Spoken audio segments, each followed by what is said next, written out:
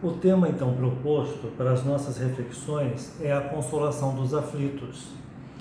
E esse texto nós vamos buscar a base dele no capítulo 6, O Cristo Consolador do Evangelho segundo o Espiritismo, item 3 e também o item 4.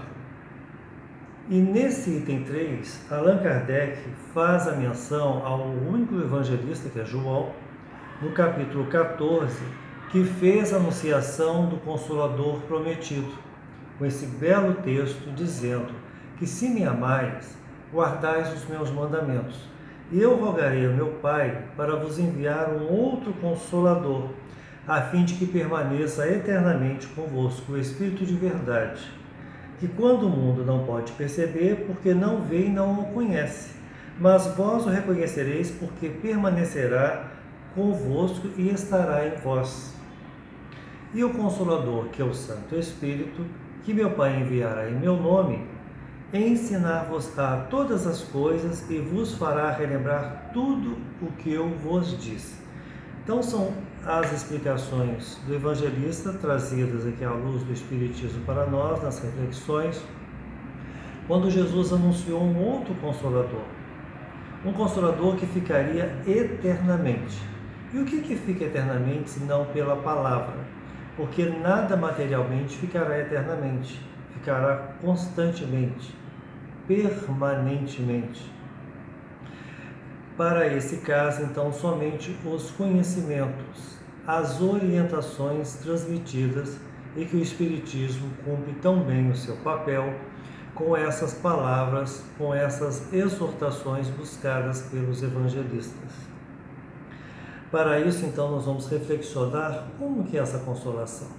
Consolar é justamente acalmar. E o aflito é todo aquele que está angustioso, pesaroso, arrasado diante de um problema moral ou físico. E essa consolação vem de encontro aos aflitos na atual conjuntura, quanto tantos problemas à nossa volta, tantos pesares, tantas aflições de irmãos nossos de caminhada terrena, diante de uma pandemia que se espalhou pelo mundo e hoje no Brasil é um processo epidêmico, porque está no território nacional em largas dimensões, e isso tem causado muita apreensão em diversas pessoas, em todos nós não nos isentamos dessas apreensões naturais de todos. Mas que consolação é essa então? O que o Espiritismo propôs em termos de elucidação em razão dessas palavras? O que ele oferece então de consolação? Primeiro, a imortalidade, que a vida continua, que Deus é justo e bom, que há a pluralidade das existências, que há uma pluralidade de mundos habitados e que há também a comunicabilidade dos espíritos, como essa divulgação trazida por uma equipe que trabalhou com Allan Kardec, não só de mensageiros do bem como espíritos e benfeitores, como também dos encarnados, os médios, jovens principalmente, que assessoraram Allan Kardec na época da codificação e na organização dos estudos espíritas. Então, mais adiante, Kardec faz uma indagação muito interessante, que é bom relê-la, para nós nos nortearmos ainda mais nesses esclarecimentos deste estudo. O Cristo disse: bem-aventurados os aflitos, porque serão consolados. Mas como sentir-se feliz em sofrer, não sabendo por que se sofre? Então, muitos não entendem, não vão entender exatamente essa conjuntura à nossa volta e não vão entender nunca o sofrimento. Não vão querer passar por ele gratuitamente, e quando ele os visita, esses irmãos nossos ficam pesarosos, temerosos diante de um problema, seja ele qual for. O Espiritismo projeta uma explicação porque acalma, dando-nos a explicação que a vida é um estágio na matéria, é a existência física, e continua na imortalidade, na verdadeira pátria, na pátria espiritual, como espírito imortal. Para isso, então, essa reflexão tem então um sentido. Como ser feliz por sofrer? Porque se compreende, assimila que a vida continua, que é uma passagem, é um momento provacional ou expiatório devido à capacidade do mundo que nos acolhe, um planeta nessa categoria de provas e de expiações. Aí começa a fazer sentido. Aí começa a aparecer para nós um esclarecimento. Mas estamos ainda limitados, somos imperfeitos, na categoria de espíritos inferiores, então não nos atinge de pronto. Então muitos vão ficar perdidos, querendo informações, sem entender, ou até mesmo desanimados diante de quadros tão tristes, tão dolorosos, e que para muitos é complicado entender, mas buscando a justiça, a misericórdia, há uma razão. As mensagens recentes trazidas pelos benfeitores espirituais, principalmente nas últimas lives de Divaldo Pereira Franco, falando das equipes espirituais que estão a postos, que estão auxiliando, acompanhando as desencarnações coletivas, os espíritos que retornam, muitos ainda em processos tal qual estão na Terra continuarão ainda hospitalizados, outros já recobrando a razão, o conhecimento, o entendimento do atual estágio que se encontra e se desembaraçando da matéria, se libertando desses laços e atingindo o espaço ou a ambiência em que se encontra como espírito na condição de ser imortal. Para isso também, as reflexões mais adiante, muito interessantes de Allan Kardec, que ele diz: o Espiritismo realiza o que Jesus disse do Consolador prometido, conhecimento das coisas, que faz com que o homem saiba de onde vem e para onde vai, ou seja, o retorno à verdadeira pátria, a pátria do plano invisível, a pátria de onde viemos e para todos nós retornaremos. E porque está na Terra apenas em termos de morada passageira, transitória para o momento de aprendizado. Por isso que muitas das vezes Jesus utilizava da analogia, da comparação ou até mesmo da parábola para atingir aqueles pensamentos que não entenderiam. E ele prometeu esse paráclito ou consolador para os tempos nossos, os tempos atuais, os tempos futuros, que aí sim a mentalidade humana conseguirá assimilar ainda mais, porque na sua época ele dizia: ouça aqueles que têm ouvidos para ouvir. Numa comparação, aqueles que entenderiam, e muitos não entenderam. O que ele falava, eles poderiam assimilar numa condição ou outra, mas não lhes tocava profundamente, como é a proposta de uma parábola que tem um fundo moral mais elevado. Nesse caso, como entender um outro Consolador para ficar eternamente? Poderiam perceber que seria um outro homem, um outro ser, um outro profeta que passaria por ali para dizer algumas palavras temporariamente, ou que voltaria no futuro, isso pelas limitações das inteligências daquela época.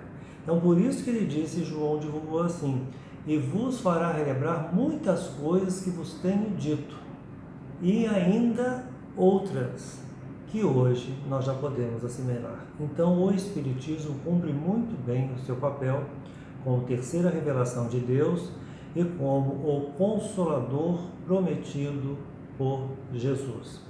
Nos dá a consolação, a conformação diante dos problemas, o conforto diante das nossas angústias, porque esclarece, instrui e consola. As pessoas ávidas de conhecimentos vão buscar respostas nos romances, nas mensagens, nos livros doutrinários, nos livros romanceados, seja o que for, porque ali começa então a fazer uma conexão pela sua inteligência, hoje, no momento qual ele tem condição para fazê-lo. E se é uma consolação, quantos são abastecidos? Quantos são revigorados? E uma vez entendedores do seu atual quadro, começa então a se conformar, a se resignar, a se ajudar diante dos imbróglios da vida. E não são poucos, na maioria das vezes são muitos, acompanhando o atual quadro que o Brasil passa em termos sanitários. Os pesares são tamanhos, as pessoas muitas das vezes chorosas, lastimosas, não entendem ou não conseguem vislumbrar o que está para aquele ser que passou por aquilo tudo. Muitas das vezes um espírito que até mesmo pediu tal prova ou processo expiatório para cumprir a sua estada corpórea neste mundo, na sua temporada, na sua romagem terrena, no tempo que foi de sua duração.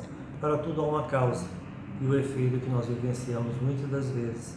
Se toda causa tem um efeito, há de ser justa essa causa, porque Jesus nos assim alertou, o codificador assim reforçou as palavras do Cristo e baseado nelas estamos aqui relembrando então o Consolador prometido, transformado neste momento de meditação chamado a consolação dos aflitos.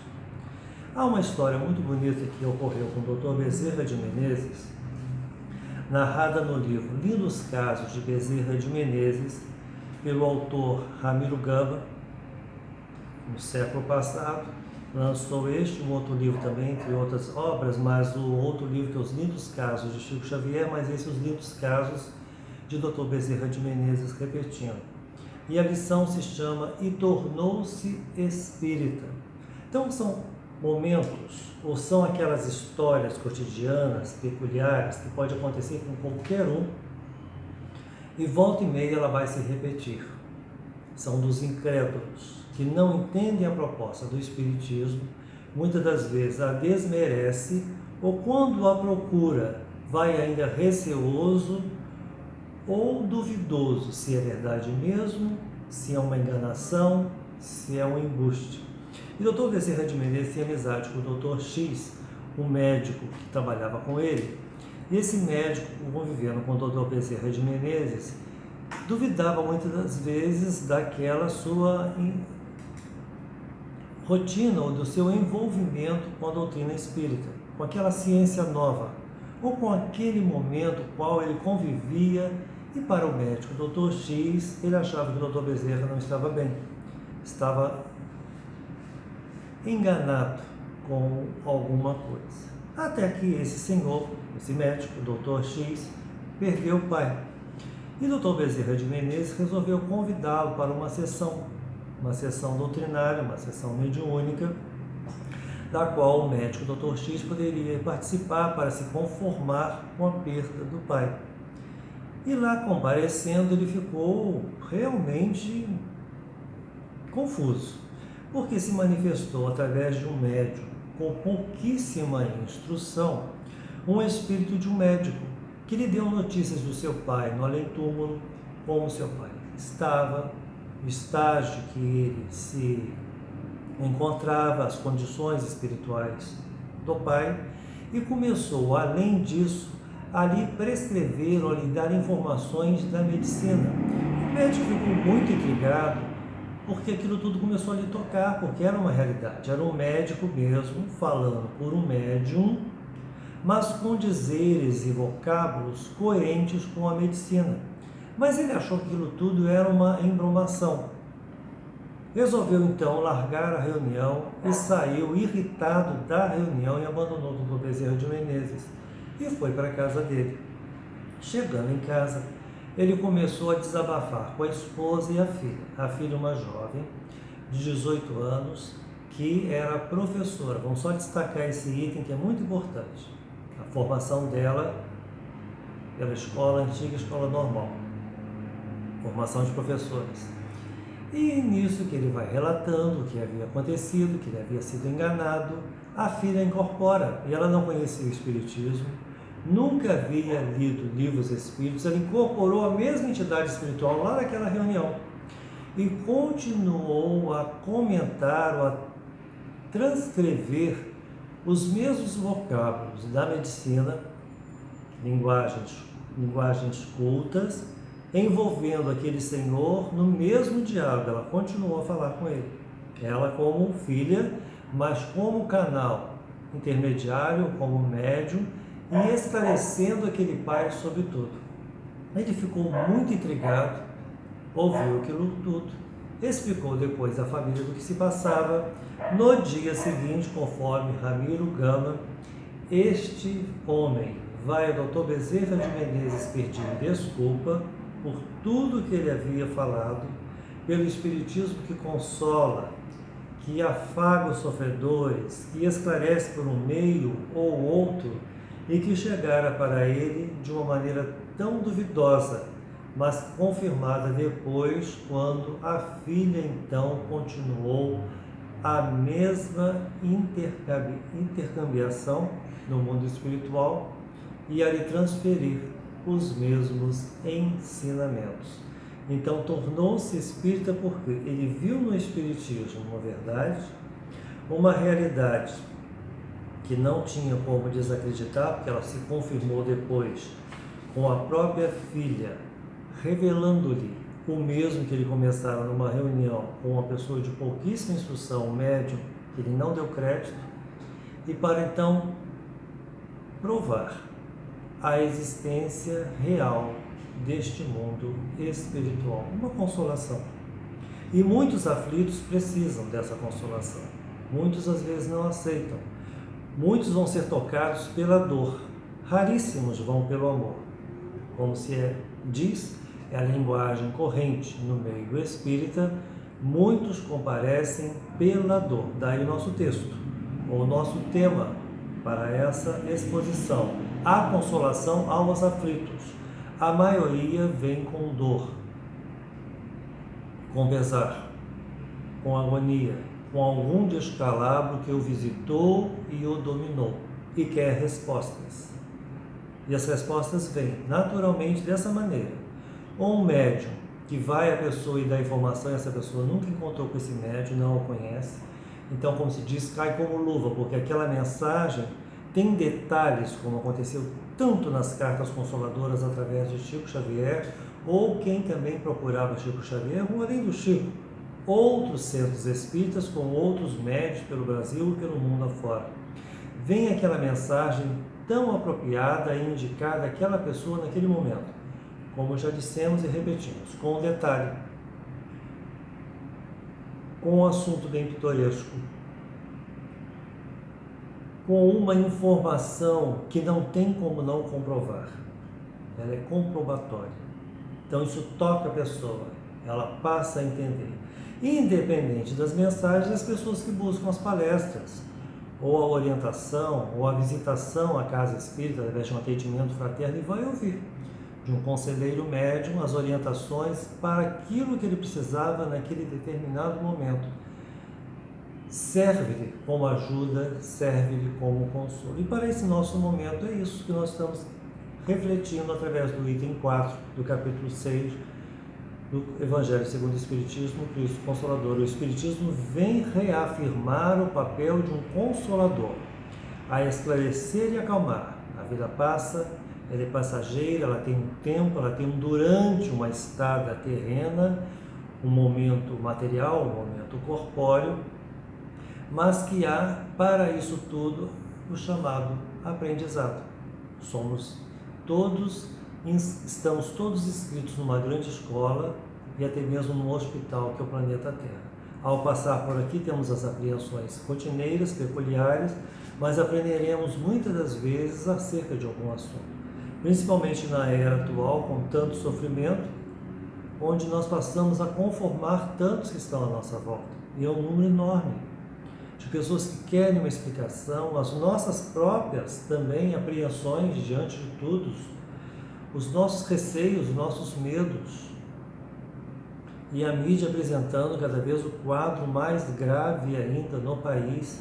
Então isso realmente dá uma certa agonia. Mas a consolação é neste sentido, de acalmar, de vigiar e entrar em sintonia com o bem através de uma prece, de um bom pensamento, de uma leitura salutar, de algo que nos envolva nesse momento que estamos isolados, compenetrados nos nossos lares, em poder estar em atividades rotineiras, mas ocupando a mente e, dentro do possível, fazendo aquilo que possa ajudar um ou outro, ou que nos pede informação, ou pelo telefone, ou numa conversa, mesmo que encontre casualmente com alguém, mantendo um distanciamento.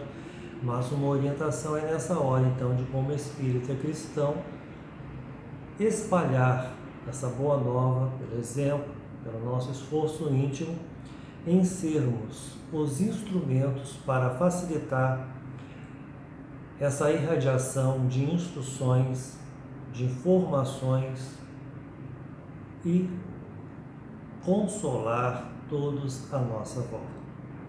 E essa consolação se espalha também acompanhando as lives, ou de cantatas, ou de mensagens, ou de grupos, ou de pessoas. Nós vamos ver a quantidade de pessoas que são atingidas por aquele momento, aquilo vai sendo compartilhado, repassado a tantos outros, e um maior número de grupos serão atingidos, aliás, por essas informações que chegam lá naquela pessoa tão distante, e às vezes é uma mensagem, é uma gravura com um texto curto, objetivo, é uma palavra, é uma oração. Isso tudo fortalece, isso tudo acalma aquele que precisa. Um belíssimo poema, ou a oração prece de Caritas, que tem aquela frase: dai ao viajor, pela aprovação, a força para o enfrentamento. Então somos todos nós viajores. Então, durante a nossa aprovação, a resistência para o enfrentamento. E essa resistência, esse enfrentamento, é buscar a coragem dentro de nós e nos reforçarmos numa companheira fiel de todas as horas, a prece. Companheira de todos, com poucas palavras, pela leitura, como nós temos aqui no próprio Evangelho segundo o Espiritismo, capítulo 28, coletânea de preces espíritas, preces em várias categorias, para si, para os médios e para outrem. Podemos escolher aquela apropriada para o momento, principalmente, neste caso, nas aflições da vida, o item 26, o enunciado de Kardec, e a prece, que já está formulada no item 27. Repetimos, no capítulo 28. Então, as consolações surgem de uma maneira ou de outra e são mecanismos, são instrumentos que nós poderemos colocar em ação, em operação para auxiliar quem está à nossa volta. O aflito, o pesaroso, o arrasado diante de um problema, principalmente do momento, quantos familiares distanciados, quantos parentes que perderam seus familiares, quantos médicos afastados dos seus lares, quantos enfermeiros reclusos, quantos envolvidos, principalmente o pessoal da saúde, passando um momento de testemunho muito forte e muito intenso para as suas existências, pelo que nós acompanhamos, pelos noticiários e os depoimentos que eles apresentam pela mídia. Então, para eles, muitas das vezes, devemos recorrer nas nossas preces pessoais, os nossos pedidos, para que eles tenham força diante desses embates momentâneos que suas profissões nos levaram para exercitar no momento de cumprimento do dever, no caso do atendimento médico, do atendimento clínico. Então, o Espiritismo cumpre seu papel muito bem ao nos trazer de volta todos esses esclarecimentos, todas as instruções, e abre uma luz, projeta uma grande força diante disso tudo, ao nos consolar, ao nos acalmar que a vida continua, tudo é momentâneo, tudo é passageiro, frase famosa de Chico Xavier. Isso também passará, dita por Maria de Nazaré através de Emmanuel, seu amigo e mentor, para acalmar aquele que também padecia. Então precisamos, muitas das vezes, recorrer a estes textos, a essas mensagens, para nos conformar e nos confortar e, de uma certa maneira, espalhar os ensinamentos de uma maneira que acalme quem está necessitado, quem está precisando, como algum aflito, algum sofredor do nosso mundo que está à nossa volta. Não são poucos, são muitos, e vamos encerrar com uma última frase de Allan Kardec nesse mesmo texto, que diz assim para nós: e porque está na terra um chamamento aos verdadeiros princípios da lei de Deus, a consolação pela fé e pela esperança. Então é essa esperança que nós temos que ter, apesar dos agravos, nos momentos que estamos convivendo ou envolvidos na atual conjuntura brasileira, mas ter a esperança, acima de tudo, e uma fé robusta. A fé que o Espiritismo nos esclarece tão bem, que é a fé raciocinada.